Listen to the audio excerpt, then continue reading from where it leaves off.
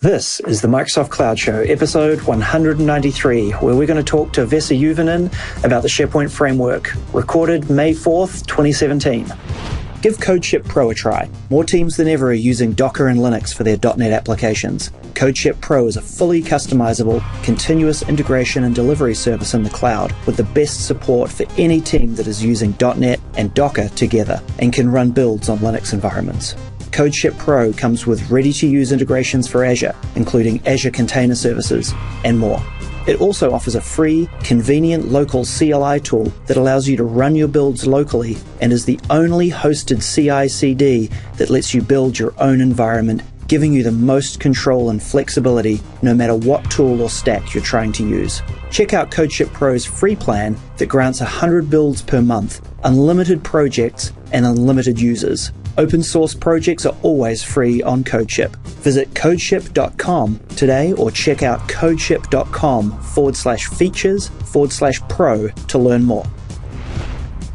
Hey, CJ! How's it going, buddy?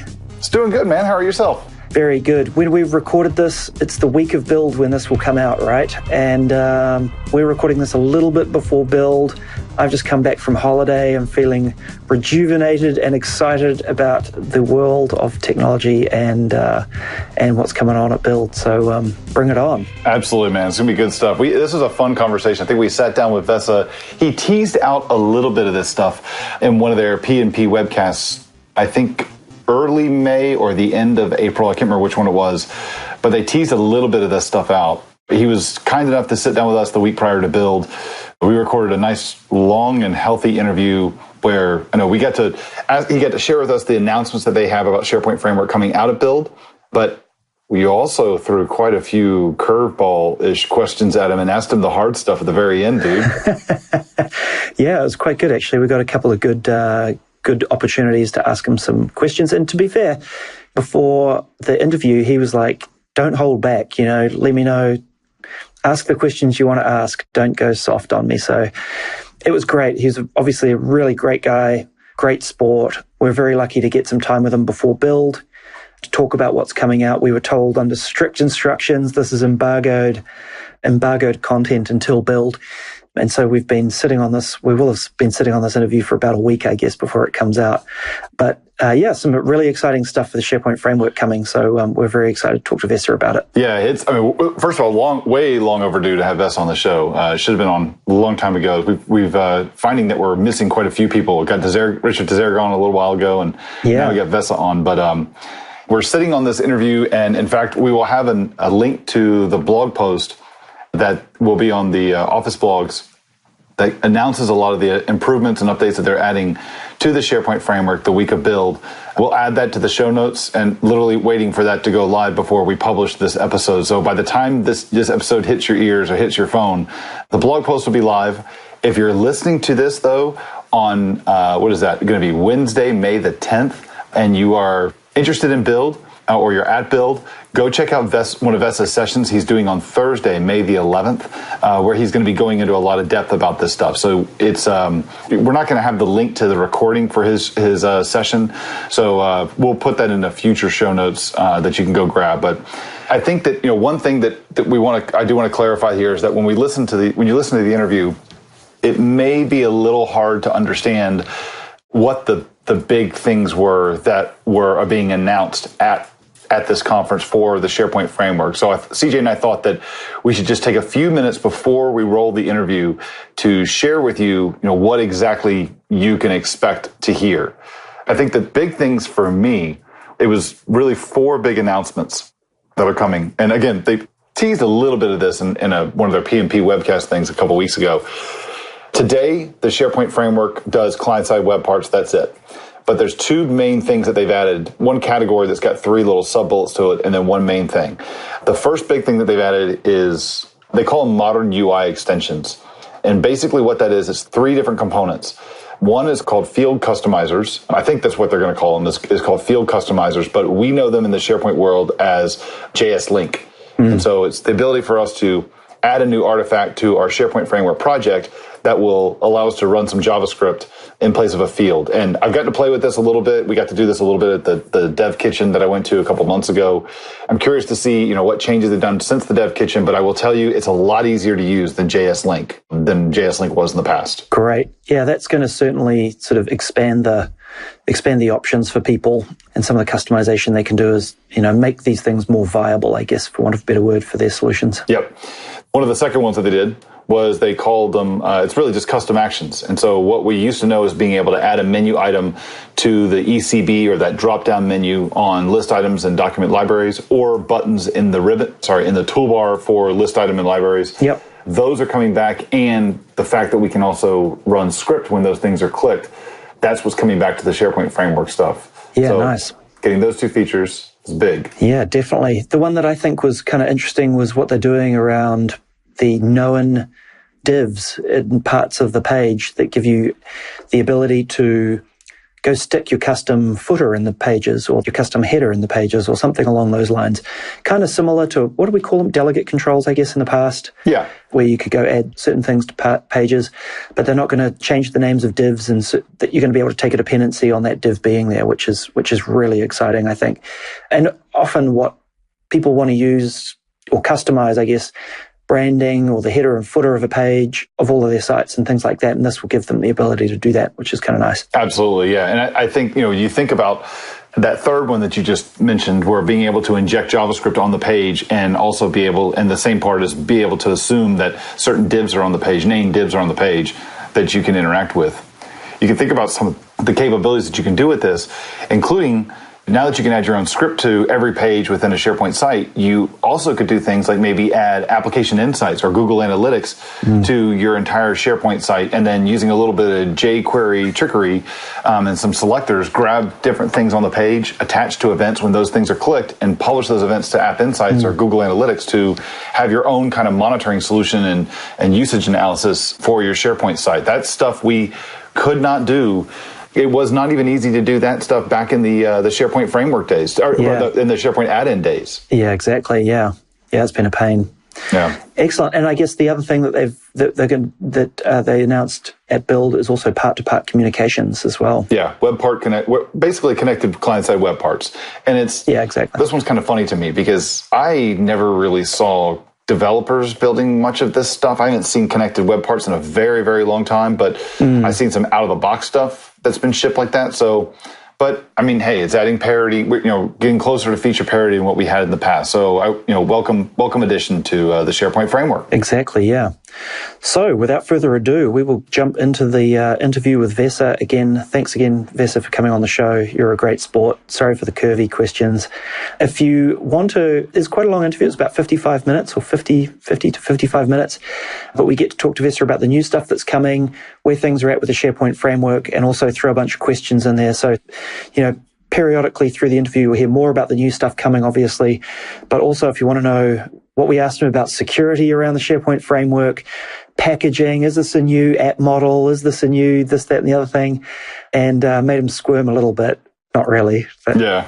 Anyway, then stay tuned during the show. But before we jump into that, let's have a quick word from one of our great sponsors that makes this show possible. The Microsoft Cloud Show is sponsored by Valid.nl. Valid's motto is Stay Ahead. Its mission is to enable its customers to excel in their business through the innovative use of IT. Valid is always on the lookout for new colleagues. If you're interested in all things happening in Azure, whether in infrastructure, SQL Server, Office 365, Power BI, SharePoint or .NET, look them up on Valid.nl. Okay, well, welcome Vesa Juvonen to the show. Vesa is a senior program manager with the OneDrive and SharePoint engineering team, and in particular, the Splat team, which is responsible for all of the dev experiences across OneDrive and SharePoint that no doubt many of our audience are used to using. He's worked at Microsoft for years and years, was a Microsoft certified master instructor for many of them, and many of you will be familiar with Vesa from his leadership on the Office 365 patterns and practices team, which is obviously a very widely adopted and used open source project, originally started from Microsoft, but is now run by a virtual team of many from around the world. So welcome, Vesa, to the show. It's about time we had you on. Thank you. Thanks, JJ and ASTE for having me. Absolutely. Yeah, no worries. So outside of my short introduction, why don't you give a brief overview of what you do at Microsoft? Like, what is the Splat team? What part of SharePoint do you work on? And what will people most likely have seen coming from the sort of area that you guys work on? So the Splat team is working on a SharePoint framework, essentially. That's our number one priority at the moment. So probably if you're a SharePoint developer, you are aware of the SharePoint framework, which GA'd back in mid-Feb. And there will be additional functionalities available, which we announced on Build as well. Woohoo! We're going to talk about those today. Yay! New stuff. We love new stuff. Yes, indeed.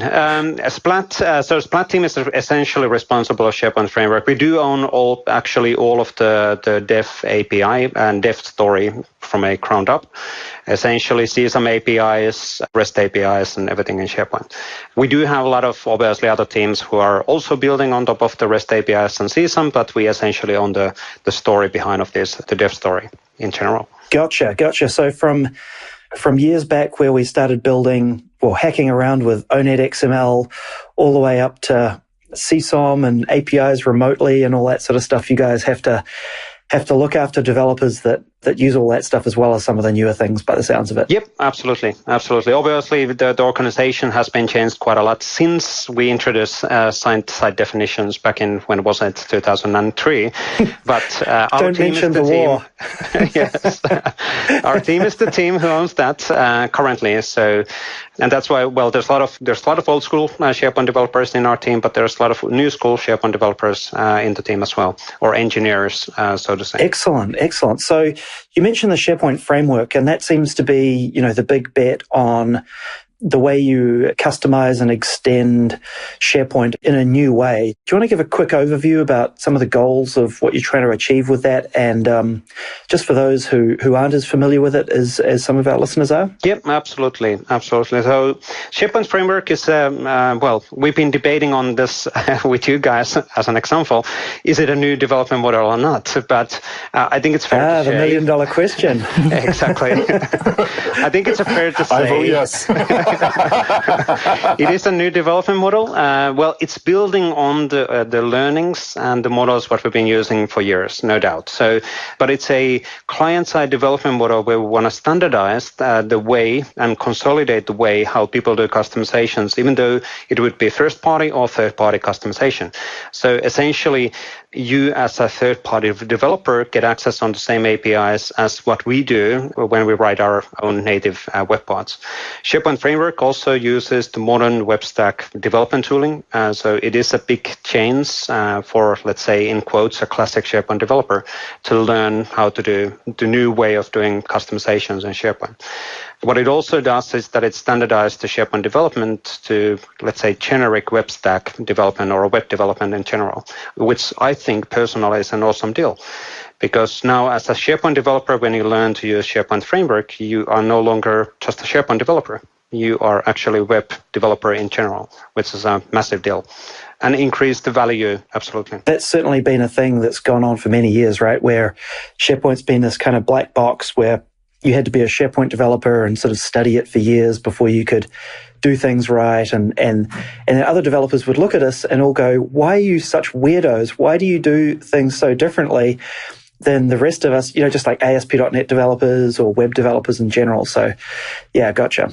So what's the story behind, a lot of people are saying, hey, why are you doing all this new stuff? Why can't I just build my SharePoint customizations the way I used to, right? The way that I've done my on-prem work in the past before and the web parts that I went and built and the site definitions that I went and built and all the page customizations and the JavaScript injection and all of the things all of my skills that I've, as a SharePoint professional, spent my last 10 years honing my billable rate on.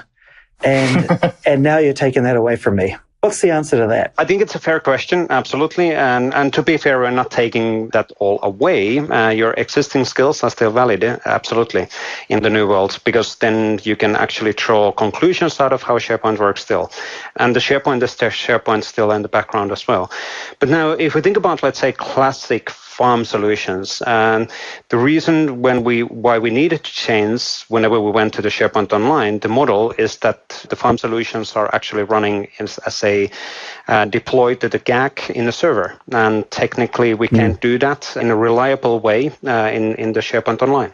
Well, we tried to do that back in the BBOS timeframe, and there was a dedicated platform which actually allowed, if we were paying enough, to make you, and we supported farm solutions in the BBOS-D platform.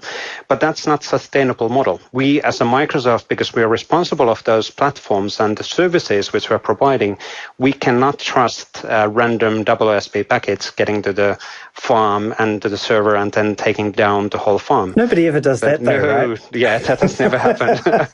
Yes. I still remember those days when you're sitting on weekend doing a global deployment of a global intranet. You're crossing your fingers for the 1.1 release, and then you essentially sit there for the whole week and trying to figure out why the farm is down. Yeah, AC's got a great story about that. I think I had it myself a few episodes ago, if I'm not mistaken. Yeah, I've done quite a few of them as well, because I'm an ex-field person, so I do come from a field background as well. Now, that's kind of taking care of the farm solutions. So kind of farm solutions to SharePoint Online was out of question. So, and then in 2013, we introduced the adding model. And well, technically in 2010, we introduced the Sandbox solution model. Sandbox solution was super, let's say, limited. Our API surface wasn't that good. It had actually some elements which are still visible in the SharePoint framework, which is pretty cool, because some of the client-side technologies which we now do, you could have actually done in the Sandbox solution by embedding a script on a web part and taking advantage of that. But then we didn't have the API surface to do anything meaningful. Then we introduced the adding model, where we try to address some of these elements with a SharePoint hosted add-ins, which are still quite limited, and the provider hosted add-ins, which seems to be too complex for people to actually take advantage. And really the adding model, I think the adding model app model or adding model, is it CJ you're thinking of? No, never mind. Changing the terminology. That's my fault, sorry. Yeah. Anyway. Hey, I stand by that decision to this day. Anyway. That's why you're no longer at Microsoft, right? No, I'm just kidding. That's right. Yeah. We used to work on with CJ on the same time on certain things back in the times. Anyway, so I think the adding model was a great improvement already on the right direction. We were able to do a lot of interesting stuff using the provider-hosted add-in platform. The API surface was awesome, but still you couldn't actually make the classic web part feelings for the end user like you would be able to do in the farm solutions. And then we move into the SharePoint framework, where we technically, it is a new platform, a new model, where we then are able to bring, you have full flexibility to take ownership of the UI element as a web part, and then customize and provide that for the end user. And obviously the key reason why we're heading to this direction, for first with adding models and then with SharePoint Framework, is that we want to make sure that people don't accidentally cause service breakdowns for their own portals or collaboration sites and whatever sites they have in the SharePoint Online. So because we are at the service provider, we need to make sure that whatever the customization models are supported, they do not harm the end user. So we need to be careful with the decisions and designs, what do we enable within the SharePoint Online. I think one of the other things, too, that is a big piece for me, to me, it almost might be the biggest piece for me with the SharePoint framework. What you guys are doing is you're really taking the model that a lot of people that could not achieve certain things that they wanted to achieve with the added model that they used to be able to achieve with, like, say, full trust, was customizing like the main experience of SharePoint, or customizing stuff on the actual end user experience. And we, with the added model, we had ways to carve out spots on the site, or we had ways to be able to, send people to a completely different site, whether it be inside SharePoint as a SharePoint hosted add-in, or outside using provider hosted. We still don't have a way to really extend or really customize the existing SharePoint site. And so a lot of people, switched over to doing things with the content editor web part or the script editor web part to try and inject their changes with CSS and JavaScript. I love the fact that, to me, it's the biggest thing that I try and push when I talk about the SharePoint framework, is that this is really bringing client-side dev as a first-class citizen to the SharePoint model, giving us a reliable packaging model and deployment model to be able to do that and work with the contract that you guys have defined on where we can actually make those changes. I know today we're limited. Well, sorry. Today -1, we're limited on what we can do in terms of, talking just about doing web parts and working with client-side web parts in the SharePoint framework. But I know we'll talk a little bit more about some of the stuff that you guys are doing and that you're announcing this week at Build to where we can actually go with the SharePoint framework in the future. Absolutely. And one thing, but just to mention on what they were just saying there, obviously with the adding model, you could have still, we call it embedding a JavaScript on a page, because injecting a JavaScript sounds bad, but you could have still embedded JavaScript using user custom actions or JS link using the adding model technique as well. That model, even though even in BMP, we kind of introduced that back in 2013, even internally in Microsoft, it was not reliable because it relied always on the DOM structure of the page. So you never knew whenever we evolve the UI, whenever we introduce new elements, we change the UI, is the DOM structure still intact? Which in a worst case scenario means that your customization does not work properly. And that's something what we absolutely want to address with SharePoint Framework. We want to give you a reliable endpoints and reliable locations, reliable IDs, reliable placeholders, which you can actually customize, and they will be there, and we will guarantee that they will be there. Yeah, I think it's fair to say that I would call this an API for the UI, right? You're saying, here's a contract between SharePoint page, in this case, and some user customizations or some user or developer things that they want to stick on that page. Here's the defined API in which you are contractually bound to support on how you do that.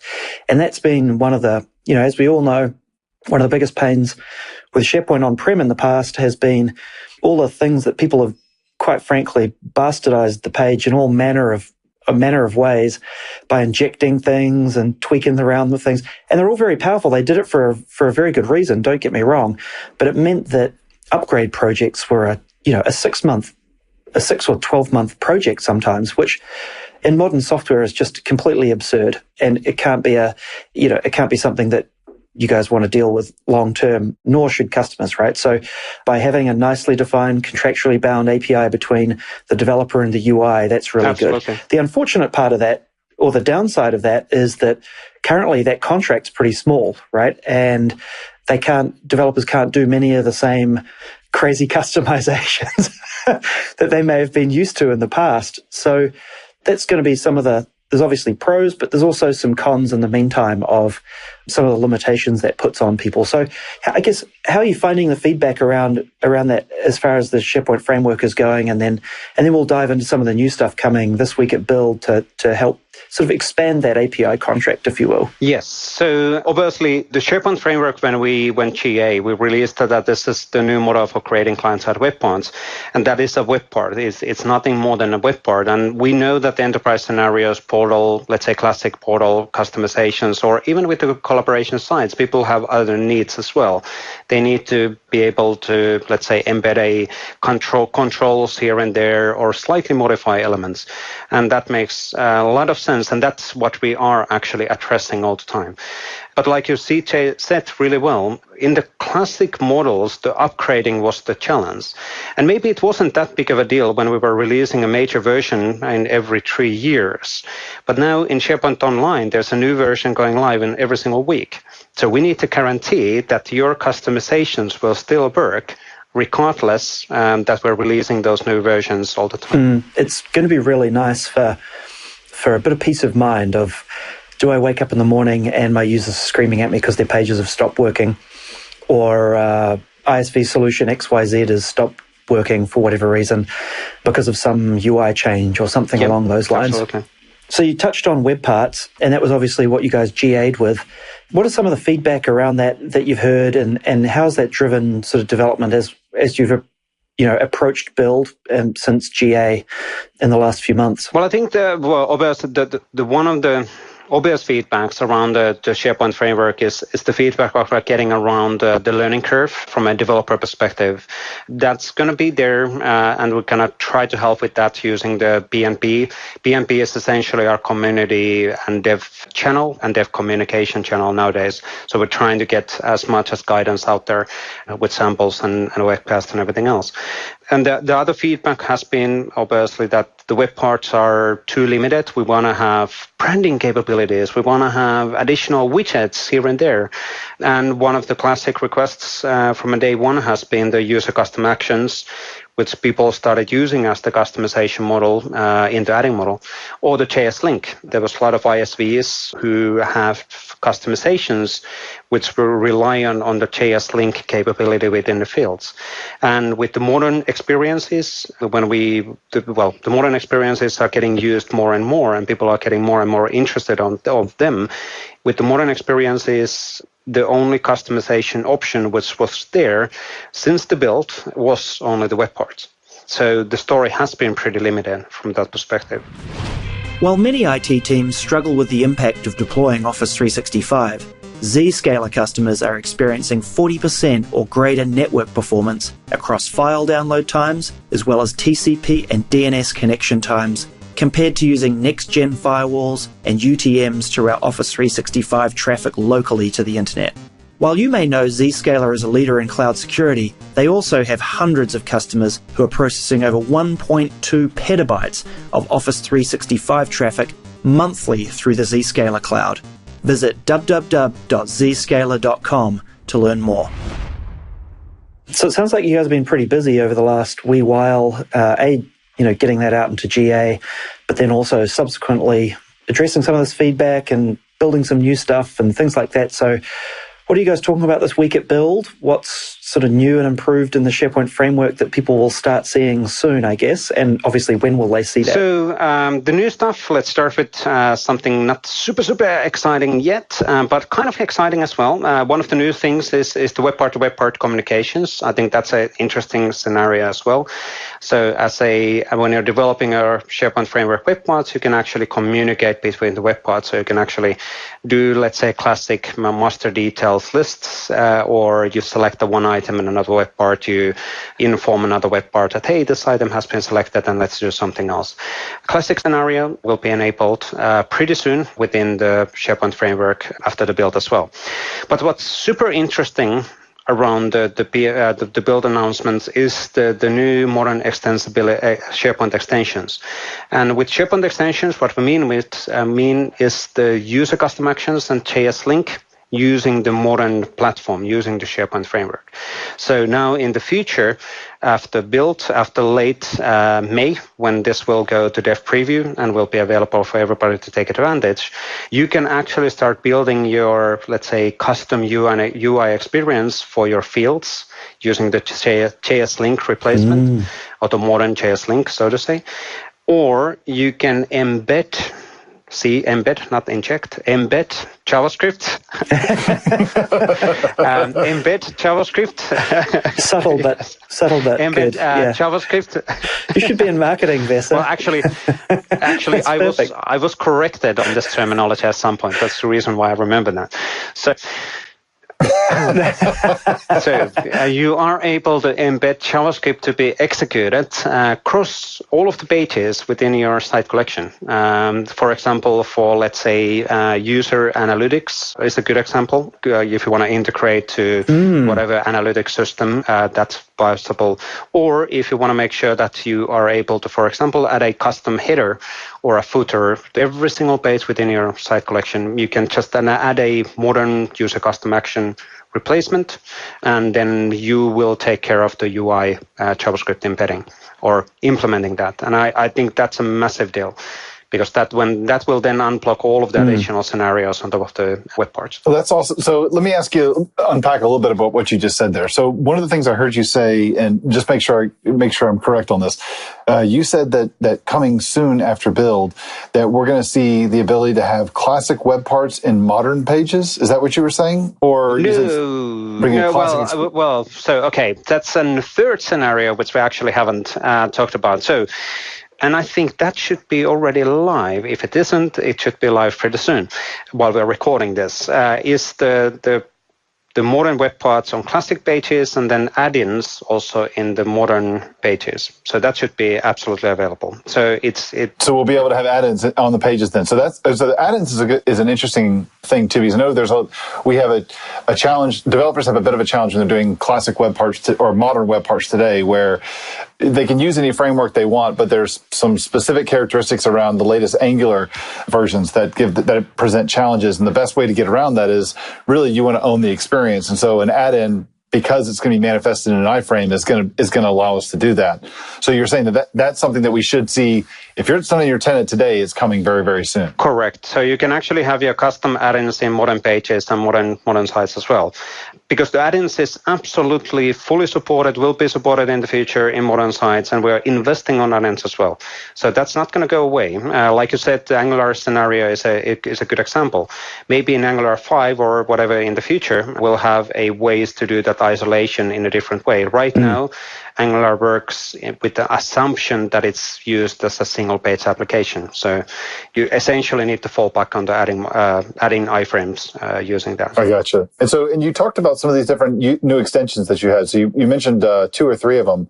One of them being the JS link or the new custom action. So, this is giving us the ability to create our own, or write our own extension, just like we do today with the SharePoint framework. It's just a new, I'm going to put in air quotes, not like a project type, but like an item type inside of your project. So just like you have a project that has a client-side web part or 2 client-side web parts in it, you're going to have a third option there or another option that is being able to do the equivalent of a JS link, so that you'll be able to customize an existing field that's already there to do certain kinds of rendering. Yes. So that's one. And then the other one you're saying with user custom action. So giving us the ability to either put stuff as either buttons in the toolbar for, like, say, a list experience, or in the drop down, the edit control block or the ECB menu, the little ... when someone clicks on it to say view properties, edit properties and stuff, that thing coming up down there at the bottom, right? Yep. And that's the second one. And then the third one, well, we call that application customizer, which is essentially either a web user custom action or site user custom action equivalent. A modern user custom action either for site collection or in the site level. And then that essentially means that JavaScript is being executed whenever in any pages within the site. And then it's again up to you what that JavaScript is doing. On top of that, actually related on that one, we will give you certain, let's say, known divs and known elements on the pages, which will be there, like the header or the footer. So if your application customizer wants to extend and provide a custom, let's say, footer with a personalized links or whatever, you can actually implement that there. So we will guarantee that the div or the identifier is on the page. Oh, that's very cool. Gotcha. That sounds really nice. Yeah, one of the first things we saw with, when this GA'd was somebody putting out a content editor script web part modern version that just broke out of the kind of sandbox anyway and went and started tooling around with the page. And I just imagine the conniptions that went on and building whatever you guys are in now on campus, of a whole bunch of swearing and red faces about that. Because, at the end of the day, that's the problem you're trying to solve by giving people these extension points, and so that they don't have to go muck around with the DOM and start dicking around with things that they shouldn't, right? So, yeah, I imagine that went down like a cup of cold puke. Yeah. Not going to mention any names, Mikael. But no, to be fair, Mikael did a good job of showing. It's a conceptual demo. It's a technical demo of showing what you can do with a SharePoint framework. And Mikael's sample is actually great. It does demonstrate the challenge. It does demonstrate what you can do with the client-side web parts as well. But obviously, what we want to do within the future with this known, let's say, IDs, known locations within the pages, is that you don't have to rely on the DOM structure of the page, like that particular example did. People, obviously in social media, people are being pretty, giving us hard feedback on these things, and we are aware of these things, let's put it this way. It just takes, unfortunately, it does take some time to implement some of this stuff in a reliable way, because for us, whenever we release that, we cannot change that. it is a contractual, we need to guarantee that API will be there within 5 years. And it has to work. If it doesn't work, it's a bug, and we need to fix that. And that's why it actually takes slightly longer than maybe some people might expect to standardize the API surface, especially when we're talking about kind of UI API surface like CJ. Yeah, you don't want to certainly make a wrong decision, right? Because if you go add something that you don't want to support long term, then you're already hosed. And that's tough. So exactly. Well, it does show too that, it shows the power of like what you guys are handing over to people, giving them the ability to actually do these things. I mean, it also does show why we don't have a store story, because this is I don't want to call it a full trust model, because then it kind of implies farm solution model, but it really is to where you have a higher, it's more for, when you put this in your environment, you do trust the scripts that are being added to your environment. So you're not like buying something off the shelf and then throwing it in your SharePoint environment, because once those scripts are there, they're running under the context of the user that's actually running the site or that's on the site. So if a CEO is going to hit the site, there's scripts that are on the page, and those scripts have the ability to call out to external web services. And your CEO is looking at confidential data that he should only see. There's nothing stopping a script from going through and pushing that stuff out. Now, I'm not trying to scare anybody, but that's just how the technology works. And so it shows the power of, what that ability is. I love this other option that you've given people too, by, like you said, giving specific divs for different call outs for like a header, footer, other areas on the page. Harkens back to the time when we had delegate controls and we could do stuff with server-side controls. But one of the cool concepts, like one of the use cases that you mentioned, that's always been pretty hard to implement inside of SharePoint in the past, and also in this modern experience, is, like you said, doing something with analytics. And so it's really cool to have the ability to, have some script that you're going to, once you install it into your site, you could use Google Analytics, you could use Azure App Insights, and use something like, say, jQuery, and attach to different, figure out what kind of a page that you're on, and then attach certain events to certain things they're doing on the page. So you could see, do like a trend analysis on how people are actually using the SharePoint site. Are they using this, modern web part that you've actually deployed? Are they, are these people, do they see the user custom action that you've put in the ECB menu? Or are they seeing things up in the button in the toolbar at the top? I mean, it's that kind of stuff, being able to do that we didn't have that ability before. I know some people say, we wish that Microsoft would do that for us, but I don't know, for me, from the developer side, I'm like, I'd rather just have the tool to be able to implement it, because I don't want to rely on Microsoft to say, well, here's all the different things you can hook into. It's like, no. Let me just get my script on the page and let me decide what events are important to my business and in my application, and be able to listen to those things. This new extension model that we have, of being able to inject that JavaScript that's going to go basically in the head part of the page, not literally, but effectively, it's going in the head part of the page. For us to be able to do that and add those things to the page, it's really cool. And it's a really big thing that you guys are opening up to SharePoint Framework developers. Absolutely. There's the two things what I wanted to kind of add. Well, just coming back on the full trust and the discussion, because I think that's a fair discussion related in the context of SharePoint Framework. Now, back in the time when people were doing farm solutions, you needed to actually trust those farm solutions because they were actually running within the full trust. They would be able to actually do any injections on any level in the farm. So we'll call them full trust. With the adding model, yes, we have a iframe level isolation, fully supported still in SharePoint Online, and you can still rely on the auth. With SharePoint Framework, we essentially, before we go there, the problem with the SharePoint Online in the past was that people, as if you were a site collection administrator, you were able to, let's say, embed a script on a page because you didn't have a tenant level control to block scripts being executed on pages. And then at some point, a few years back, we introduced this concept of no script. Essentially, we said that, hey, in a tenant level, if tenant administrator says, and I think at some point we flipped that to be the default entry as well, none of the new site collections can actually add any scripts. Essentially, we're making sure that people are not acting and embedding scripts which would be harmful without the approval of the tenant administrator. And now with SharePoint Framework, we're taking that approach slightly one step forward. So if the SharePoint administrator approves, there might be still, and you can still have customizations, but those will be approved by the tenant administrator by allowing those to be deployed on the app catalog? Well, technically you can delegate that to whoever has access on the app catalog, but it will be the tenant administrator who controls the access to app catalog. So now you can still have customization on pages, but you, like you said, you need to trust that customization. That's what the kind of full trust story means within this context. But yeah, on the modern stuff, obviously, the modern extensions, they are all built on this same concept, SharePoint Framework. We have the same tooling. We have the same Yeoman. There will be new Yeoman templates. So when you are creating a new SharePoint Framework solution, it will not be anymore by default for web part.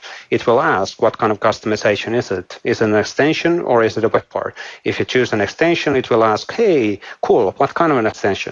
And it will then scaffold you the starting point for your customization. I think super interesting improvement, super valuable for many of the scenarios which the typical enterprises are looking for to enable within their customization. And obviously these modern extensions also work within the modern experiences.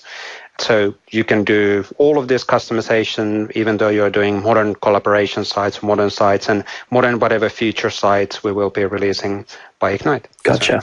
Or in the Ignite timeframe. So more stuff coming. There's a lot of development happening on the engineering. What if you could take any process your teams use to get work done and make it happen automatically? What if you could save countless hours and help people work better together? Nintex can make it happen. With a Nintex platform, work flows from person to person, system to system, to the cloud and back. And it flows in and out of the tools you use every day. With Nintex, work just flows, so your teams can work smarter, work faster, and be more connected than ever. Very nice. So that sounds like a nice set of new surface area and new API contract area that people can go and take a look at. In the past, if modern web part or client-side web part wasn't enough for them, they could go take a look at these and see if it's now more applicable in their scenarios. All right. Enough of the soft, easy questions, Vesa. Now we get to the hard stuff. I got a couple of questions for you that I'm hoping you won't mind me asking. Are you ready? Not at all. Absolutely. Okay. So for all of our friends on-prem, are they left out in the cold? Answer is no. I think we promised pretty openly that by end of this calendar year, we would have SharePoint Framework for on-premises. That would be SharePoint 2016, which have been publicly announced. So what we want to do is that we will introduce the SharePoint Framework for on-premises as well. And at least first for SharePoint 2016, I don't think it's in our interest to land that in 2013. Obviously, nothing has been locked around that one. Everything is dependent on the demand and requests from the customer. But intention is that you can use exactly the same development model in on-premises and within the SharePoint Online. Gotcha. Some of the API surfaces will be slightly different because even the REST API is slightly different in on-prem or in cloud. So fair enough. See, that was easy. Yeah, that was easy. It sounds like I just walked into my doctor's office and got a shot. It's like, see, it wasn't so bad. What were you so worried about? No, I'm only kidding. So we joked around new model versus, existing model and things. This won't be news to you about one of my pains with this, but one of my peeves is that it is a new thing, right? And that developers have only just gotten familiar and kind of up to speed with the add-in model and the way of building, provider-hosted add-ins and things like that, and things are now being said, hey, go learn this new thing as well. What you've just learned is applicable, but also here's a new set of other things.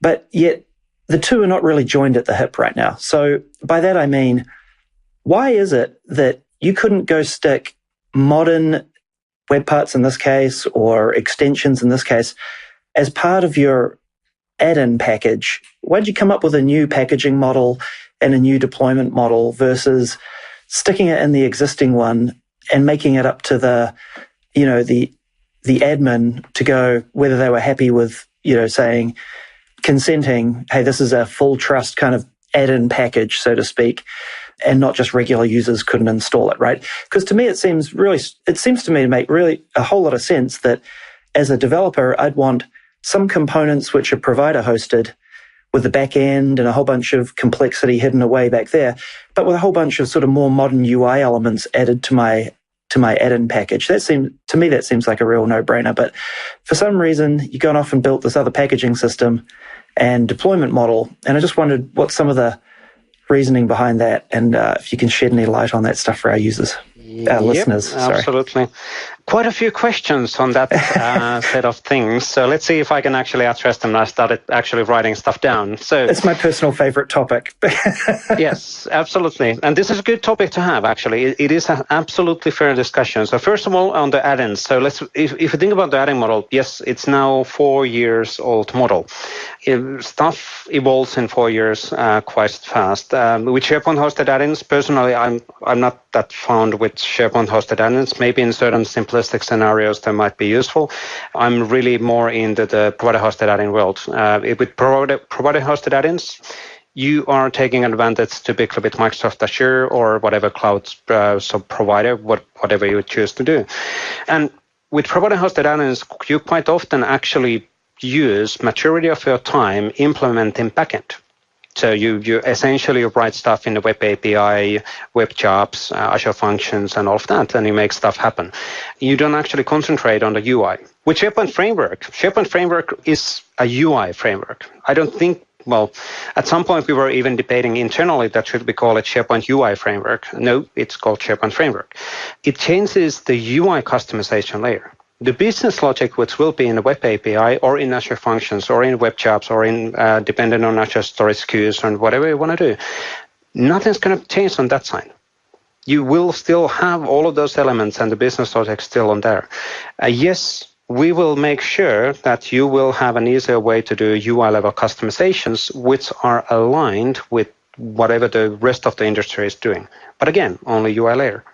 Now, a fair question. Why didn't we just modify the existing adding model to have this kind of an extensions? The question is more around, okay, so how we would be doing that. Technically, we can provide the isolation.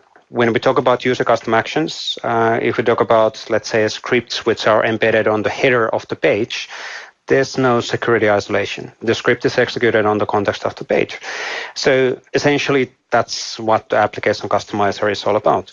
And then wouldn't that then imply that the only difference would be then on the packaging, kind of?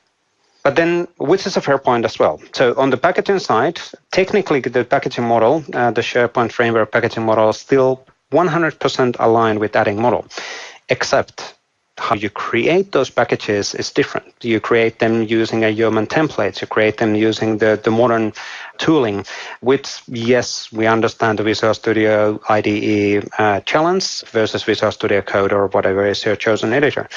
But you are still creating technically and adding packages, even though they're named as SPPKG packages. Internally, they're adding packages. What they contain is slightly different XML files than actual add-ins contained. But that's because they're defining that, hey, I have a SharePoint Framework extension, I have a SharePoint Framework client-side web part available. So we wanted to take as much advantage of the existing investment on the adding model. But the thing is that with adding model, I'm not sure what the extension with adding model would have looked like. And that would have maybe theoretically somebody might say that, hey, but there was a user custom action. You just embed the JavaScript if you define that in the adding model. The problem with that model would have been then that how do you control that? With SharePoint Framework, these extensions are still controlled within a single location, which is the app catalog. If you go to the app catalog and if you remove the SharePoint Framework solution from an app catalog, your existing extensions are gone from a page. With adding model, if you're embedding a JavaScript on a page with a user custom action or JS link, that embedding will be there in the future as well, even though you uninstall an add-in, because that's how SharePoint typically works. So we essentially just provided additional set of controls, and we wanted to address those concerns what our enterprise and mid-size customers had related on these customization options. Gotcha. So I guess where I'm coming from with the question is, as an ISV, it seems really advantageous for me, right, to build one application. Let's just forget names. It's just an app, like an application of some description that you want to install, right?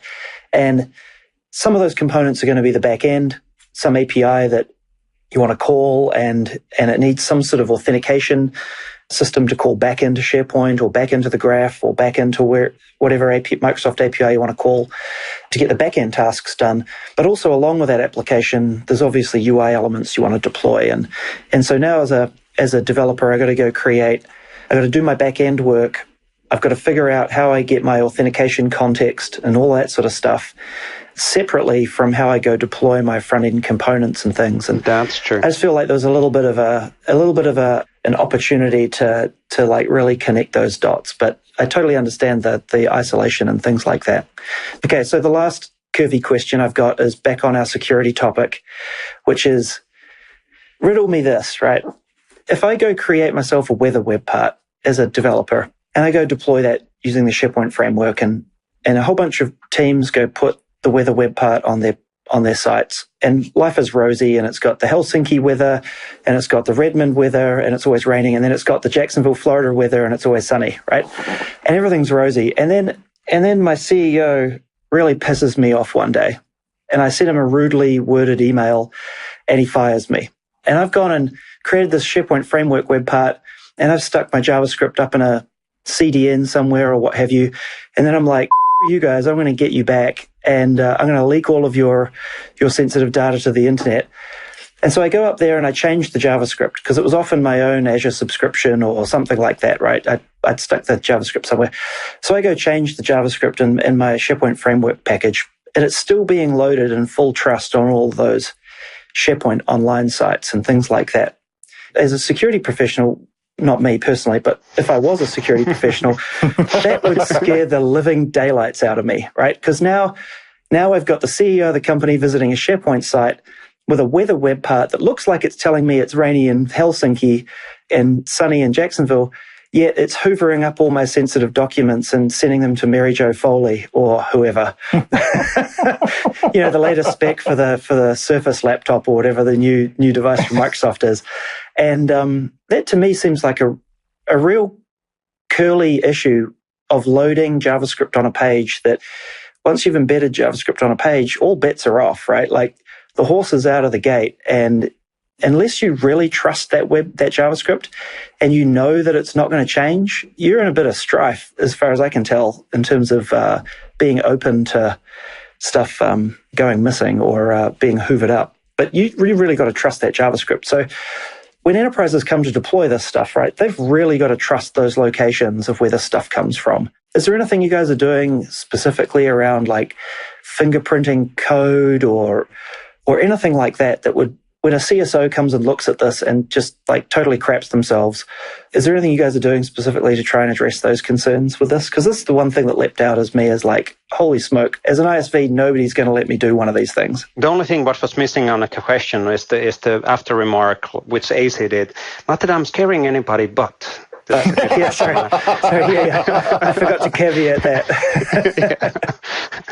Now, absolutely understandable question. And this is, how would I put it? It's one of those classic challenges within IT. You need to be able to trust certain persons. Your administrators, you need to trust the people and the people you work with. Now, can we guarantee, let's say that how would I put it?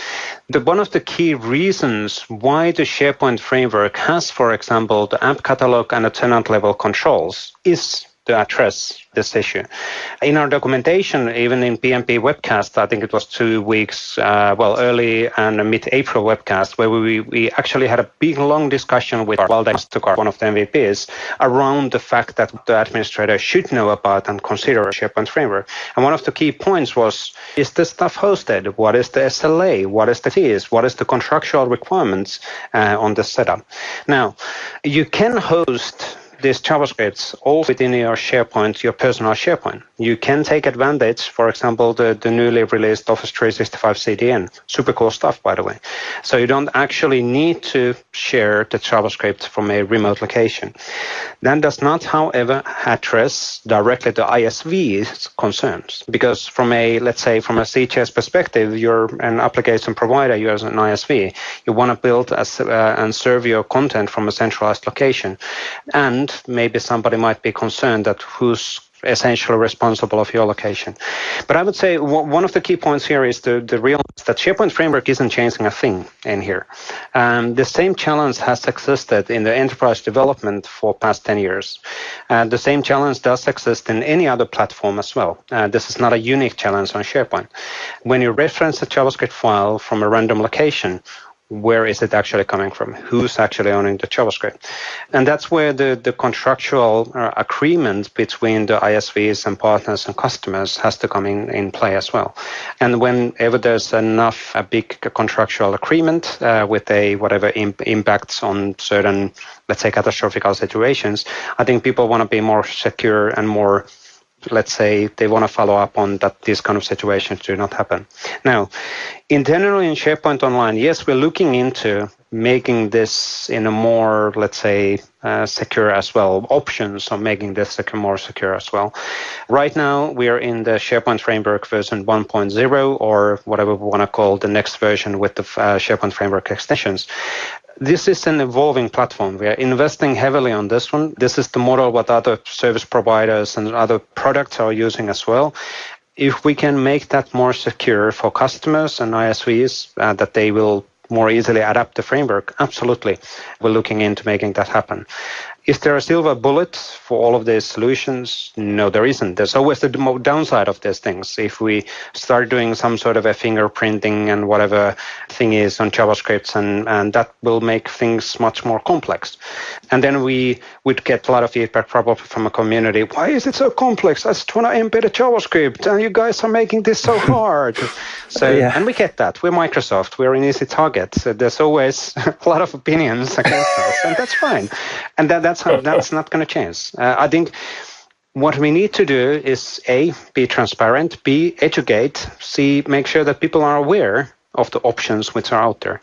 If a security is a concern, SharePoint adding model, absolutely 100% reliable, available and fully supported and reliable as well. So I think there's still options. It's not this is not a black and white discussion. People are always looking this, what is the best practice for doing SharePoint development?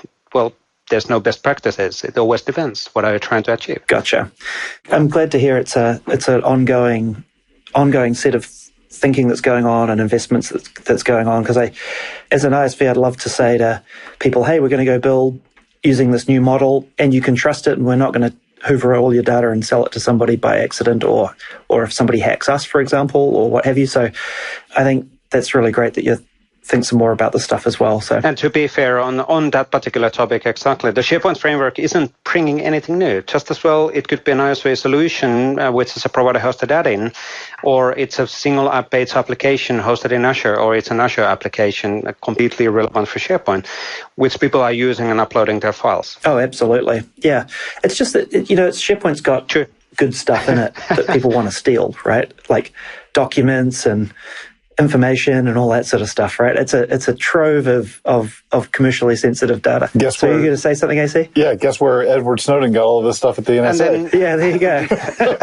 And then there's always the other side of the story. There's a lot of social media services out there where at least I'm seeing every single day there's kind of announcements that, hey, come here, we'll tell you who's going to be your favorite partner for life. And it's like, if you go there, they will get access on your profile. They will read everything out of your whatever social media profiles and get access on your information. Well, not exactly the company documents, hopefully, but still. I think we are living in a much more open world, much more, things have evolved quite significantly within the past years and 10 years with the SharePoint and outside of the SharePoint as well. We all need to be much more aware of these concerns, but at the same time, I don't think it's a SharePoint unique situation still. No, certainly not. Yeah.